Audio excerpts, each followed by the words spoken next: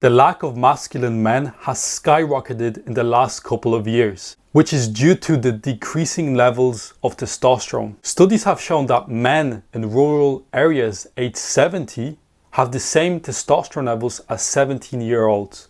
That just comes to show that age is not a factor, but your lifestyle choices are, which I will discuss in this video. What's up, Alex here from Natural Testosterone, where I help men boost testosterone levels naturally with predictability. In this video, I'll be talking about the 5 reasons why you have low testosterone levels. First of all, what is testosterone? So testosterone is the principal male sex hormone. Hormones are chemical messengers in the body that elicit different responses. Testosterone, for example, binds to androgen receptors and makes men have all the amazing masculine benefits, such as drive, motivation, muscle growth, fat loss, mood, and things like that. Think about the changes that a boy goes through during puberty when he goes from a boy to a man. Deeper voice, just changing characteristics, how he looks, and things like that. It's all done by testosterone. For example, think of the characteristics of someone like James Bond or Superman. It's very masculine. When you get a blood test done, testosterone levels lower than 700 nanograms per deciliter are considered low testosterone levels, based on my experience working with clients over the past couple of years. And then making sure that 3 to 5% of your total testosterone is free. So why is low testosterone so bad?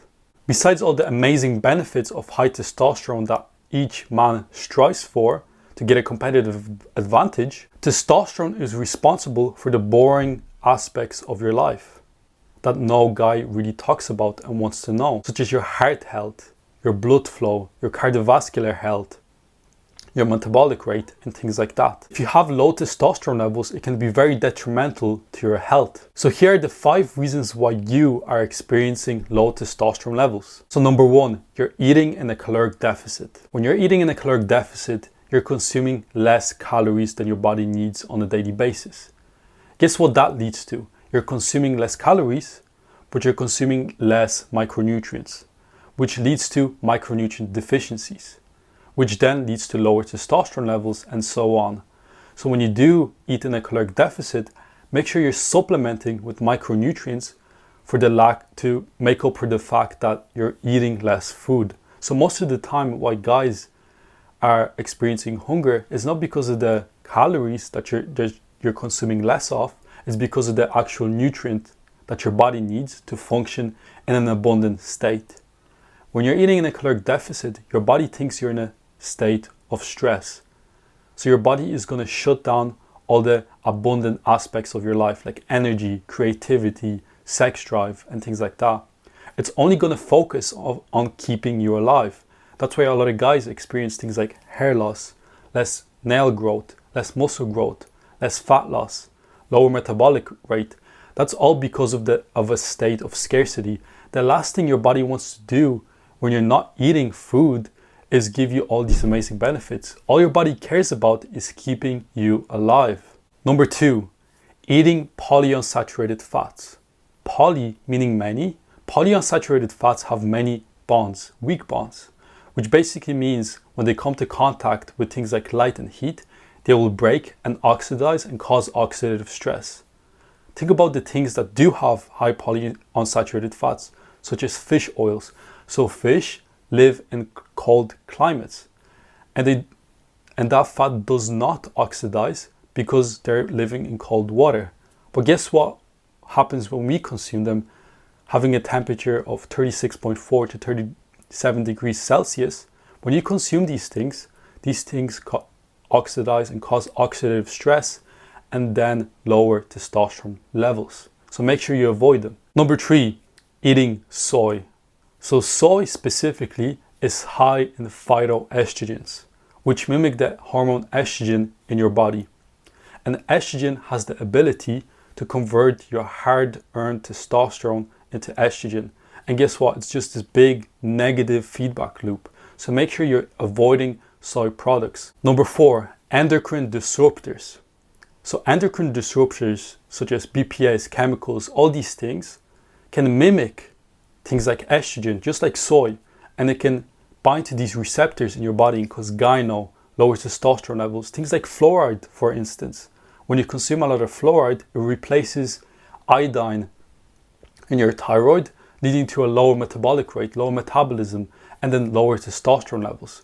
So making sure you avoid endocrine disruptors. For instance, in my end, you would say, okay, how can I avoid fluoride? Because it's in my tap water. What I do personally is use something like a Distiller. I'll leave a link down below, you can check it out.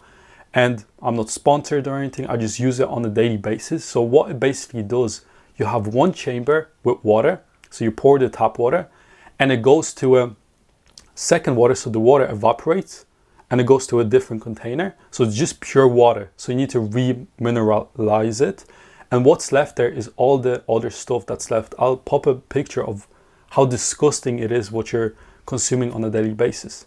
So number 5, cardio, and specifically long distance running, just overall like running and things like that. Sprints are testosterone boosting, but jogging is not. Let me explain.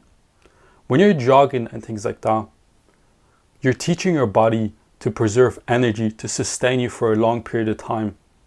Our bodies are smart, they will adapt. So guess what happens when you constantly do a lot of running? Your body's going to adapt in a way to preserve energy constantly, leading to a lower metabolic rate and lower metabolism and a state of scarcity. Just look at sprinters versus runners. You see exactly what the difference is. So make sure you're avoiding things like running and cardio. So what if your testosterone is low? What should you do? So first of all, you need to understand where you actually are. Get a blood test done, see where your starting point is. And imagine what your goal is. What your goal is, 700 nanograms per deciliter, 1,000, or whatever it is, and have a goal. And now you understand the gap, what you need to do from here to there, and then put in place a plan that you need to do. So I usually go over the NTLS method. So nutrition, making sure you're eating the right foods and making sure you're avoiding the blockers that I mentioned in this video. Number 2, your training. So you're training properly, for instance, training full body 3 times a week, avoiding excess of training. Number 3, lifestyle, getting your sun in place, socialize, smoking, using nicotine and things like that, avoiding stress, sleeping.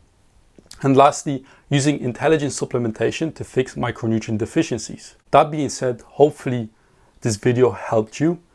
And if you have any issues or any comments, leave them down below and I'll answer them. Make sure you give the video a like and subscribe for more videos just like this. And that being said, this was Alex from Natural Testosterone, and I'll see you in the next video. Peace.